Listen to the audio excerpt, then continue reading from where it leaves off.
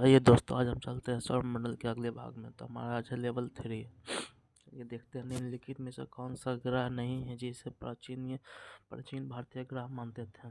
सही उत्तर हो जाएगा हमारा सूर्य। सूर्य को प्राचीन में हम लोग ग्रह मानते थे, लेकिन यह एक तारा है दोस्तों। चलिए आगे बढ़ते हैं। सूर्य के संगठन में सहायक गैस कौन कौन से हैं? सूर्य के संगठन में पूछ रहा है दोस्तों, तो हमारा हो जाएगा हाइड्रोजन और हीलियम। चलिए आगे बढ़ते हैं। सूर्य के मध्य भाग को क्या कहा जाता है? सूर्य के मध्य भाग को उन्होंने पूछा जा रहा है दोस्तों, तो हमारा हो जाएगा प्रकाश मंडल। चलिए आगे बढ़ते हैं। सूर्य को ऊपर भाग को क्या कहा जाता है दोस्तों? तो हो जाएगा मंडल।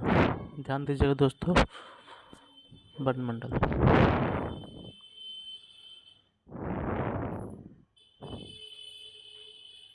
हमारा अगला क्वेश्चन है, सूर्य सदैव पूर्व में निकलता है क्योंकि पृथ्वी पश्चिम से पूर्व की ओर घूमती है। चलिए आगे बढ़ते हैं। अब पूछा जाए नॉर्वे में अर्धरात्रि सूर्य कब दिखाई देता है? नॉर्वे में अर्धरात्रि सूर्य के बारे में पूछा जा रहा है दोस्तों, तो हो जाएगा 21 जून दोस्तों। एक हमारा गलत हो चुका है, आप लोग भी ध्यान दीजिए दोस्तों,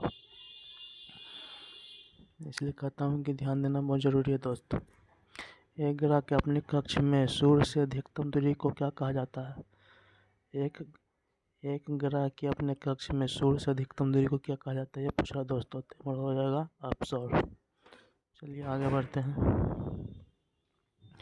एक ग्रह की अपने कक्ष में सूर्य से न्यूनतम दूरी को क्या कहा जाता है? तो हमारा सही उत्तर हो जाएगा उपसौर।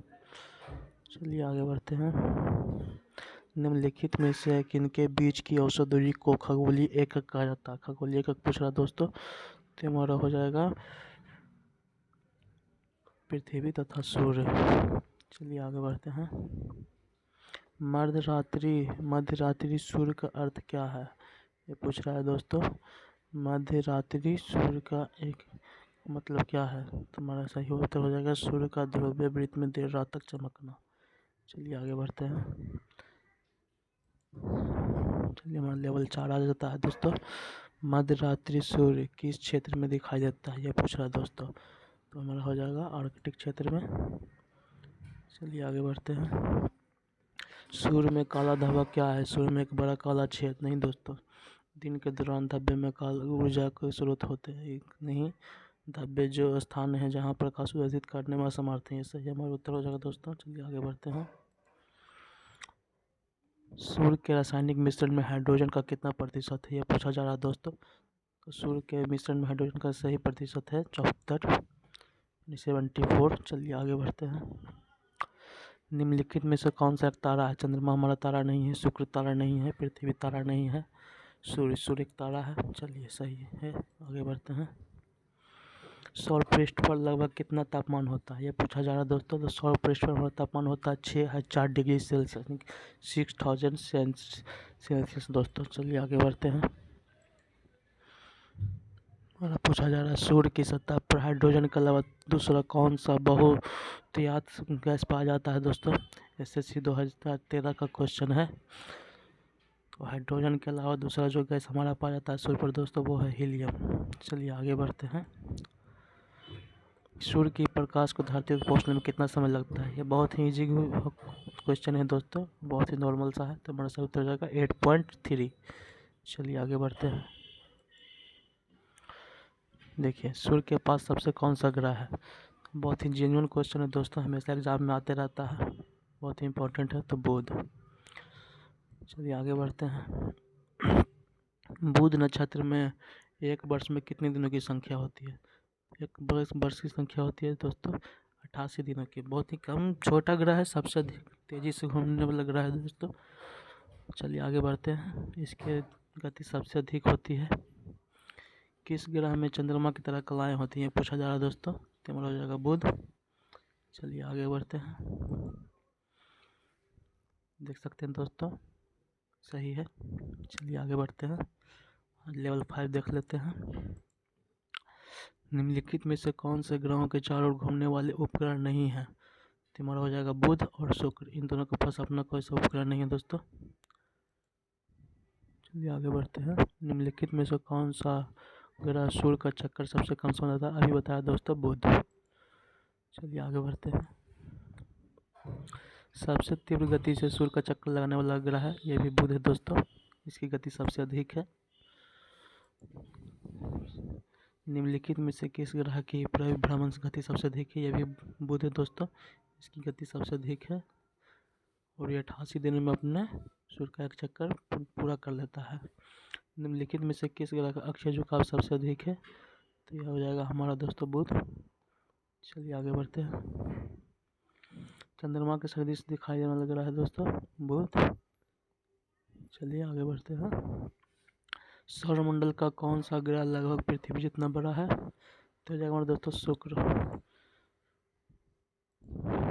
चलिए आगे आते हैं। निम्नलिखित में से किस ग्रह को पृथ्वी की बहन कहा जाता है? शुक्र दोस्तों। चलिए आगे बढ़ते हैं।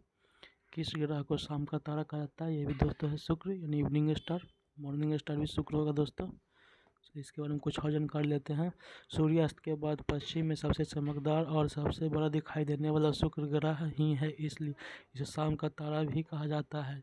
चमक की दृष्टि से सूर्य तथा चंद्रमा के बाद अपनी आकाशीय पिंडों में इसका नंबर पहला है। अंधेरी रात में इसके प्रकाश के कारण वस्तुओं की हल्की छाया भी दिखाई देती है।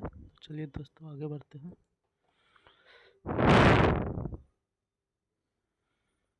सबसे चमकीला ग्रह है हमारा शुक्र है दोस्तों।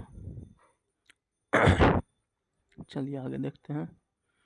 सही है दोस्तों। लेवल 6 भी देख लेते हैं दोस्तों।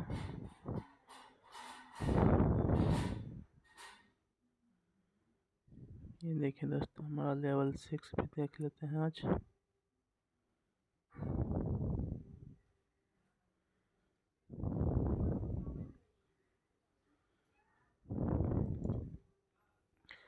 सूर्य तथा पृथ्वी के निकटतम ग्रह कौन सा है? सूर्य तथा पृथ्वी के पूछा जा रहा है दोस्तों। और सूर्य का सबसे नज़दीक है बुध और पृथ्वी के सबसे नज़दीक है शुक्र। चलिए आगे भी देखते हैं। यूरोपवासी किस ग्रह की पूजा देवी के रूप में करते हैं? तो हमारा शुक्र है दोस्तों। यूरोपवासी शुक्र ग्रह की पूजा देवी के रूप में करते हैं। चलिए आगे बढ़ते हैं। सौरमंडल का सबसे गर्म ग्रह कौन सा है? तो शुक्र है दोस्तों। सौरमंडल का सबसे गर्म ग्रह शुक्र है। चलिए आगे बढ़ते हैं।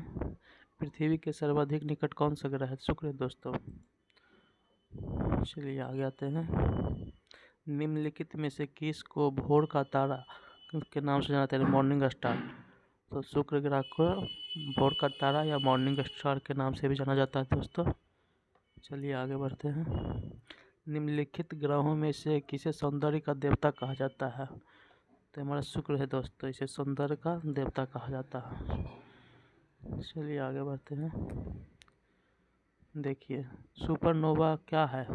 सुपरनोवा एक ग्रह का नहीं है दोस्तों, एक ब्लैक होल नहीं है, एक भूस्थल तारा, एक मृतप्राय तारा।